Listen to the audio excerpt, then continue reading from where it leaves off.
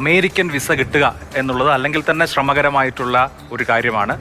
Consular സെൻറ്ററിൽ അപേക്ഷ കൊടുത്ത് വെയിറ്റ് ചെയ്ത് അപ്പോയിൻമെൻ്റ് എടുത്ത് ആ അപ്പോയിൻമെൻറ്റ് വരുന്ന സമയത്ത് വിസ ഇൻ്റർവ്യൂ അറ്റൻഡ് ചെയ്ത് ആ വിസ ഇൻ്റർവ്യൂ പാസ്സായാൽ മാത്രമേ അമേരിക്കൻ വിസ കിട്ടുകയുള്ളൂ. ഇപ്പോൾ അമേരിക്കൻ വിസ കിട്ടാനുള്ള ഒരു പുതിയ മാനദണ്ഡം കൂടി വന്നിരിക്കുകയാണ്. ഒരു പുതിയ കടമ്പ കൂടി നമ്മൾ കടക്കേണ്ടതുണ്ട്. അമേരിക്കൻ വിസ സ്വന്തമാക്കണമെങ്കിൽ ഓരോ വിസയും ദേശീയ സുരക്ഷയെ ബാധിക്കുന്ന വിഷയമാണെന്നൊരു നിലപാടിലേക്ക് അല്ലെങ്കിൽ സമീപനത്തിലേക്ക് അമേരിക്ക എത്തുകയാണ്. അപ്പോൾ എന്താണ് അതുള്ളത്? അതായത് സോഷ്യൽ മീഡിയ അക്കൗണ്ടുകൾ, സമൂഹ മാധ്യമ അക്കൗണ്ടുകളുടെ ഫുൾ ഡീറ്റെയിൽസ് നമ്മൾ അമേരിക്കൻ വിസയ്ക്ക് അപേക്ഷിക്കുമ്പോൾ കഴിഞ്ഞ 5 വർഷക്കാലം നമ്മൾ ഏതൊക്കെ സമൂഹ മാധ്യമ അക്കൗണ്ടുകൾ ഉപയോഗിക്കുന്നുണ്ടോ അതിന്റെ പരിപൂർണമായ വിവരങ്ങൾ നൽകണം, ഇല്ലെങ്കിൽ ആജീവനാന്ത വിലക്ക് എന്നാണ് പറയുന്നത്. നേരത്തെ തന്നെ ആ അമേരിക്കൻ വിസയ്ക്കുള്ള അപേക്ഷാ ഫോമിൽ സാമൂഹ്യ മാധ്യമ അക്കൗണ്ട് ചോദിക്കുന്നുണ്ട്. പക്ഷേ ഇപ്പോൾ ലോക്ക് ചെയ്യാത്ത പ്രൊഫൈൽ എന്നുള്ളത് നിർബന്ധമാക്കിയിരിക്കുന്നു. അതായത് അമേരിക്ക വിസ നൽകണമെങ്കിൽ നിങ്ങളുടെ സാമൂഹ്യ മാധ്യമ അക്കൗണ്ടുകൾ പരിശോധിച്ചതിന് ശേഷം മാത്രമേ ഇനി അമേരിക്കൻ വിസ ലഭ്യമാവൂ എന്നുള്ളതാണ് അതിൽ ഏറ്റവും പ്രധാനപ്പെട്ട മാറ്റം. നമ്മൾ അപേക്ഷാ ഫോമിൽ നമ്മുടെ യൂസർ നെയിം നൽകേണ്ടതാണ്. അതിൽ കൃത്യമായ പരിശോധനകൾ നടത്തും. 5 വർഷക്കാലത്തിൽ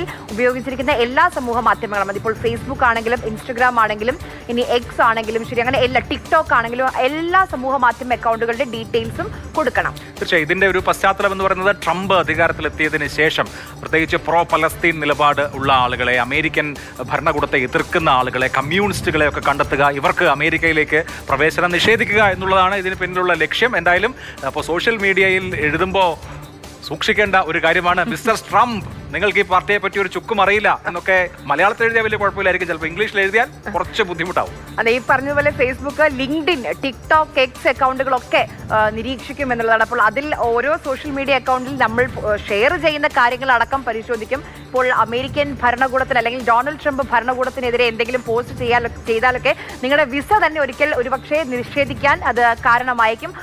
അഥവാ നിങ്ങൾ ഈ സോഷ്യൽ മീഡിയ അക്കൗണ്ടിന്റെ ഡീറ്റെയിൽസ് മറച്ചു വെച്ചാൽ അത് ആജീവനാന്ത വിലക്കിലേക്ക്, പിന്നെ ഒരിക്കലും നിങ്ങൾക്ക് വിസ കിട്ടാത്ത തരത്തിലേക്ക് കാര്യങ്ങൾ നീങ്ങും. ഇതിൽ നമ്മൾ കാണേണ്ട കാര്യം F visa, M visa, J visa ഇവയാണ് പ്രധാനം. അതിൽ തന്നെ പ്രധാനമായി നമ്മൾ കാണേണ്ടത് വിദ്യാർത്ഥികൾക്കുള്ള വിസയിലാണ് ഈ നിയന്ത്രണം വളരെ കർക്കശമാക്കുന്നത്. അതിന് കാരണം അമേരിക്കൻ യൂണിവേഴ്സിറ്റികളിൽ വളരെ ശക്തമായ പ്രോ പലസ്തീൻ പ്രക്ഷോഭം നടക്കുന്നുണ്ട്.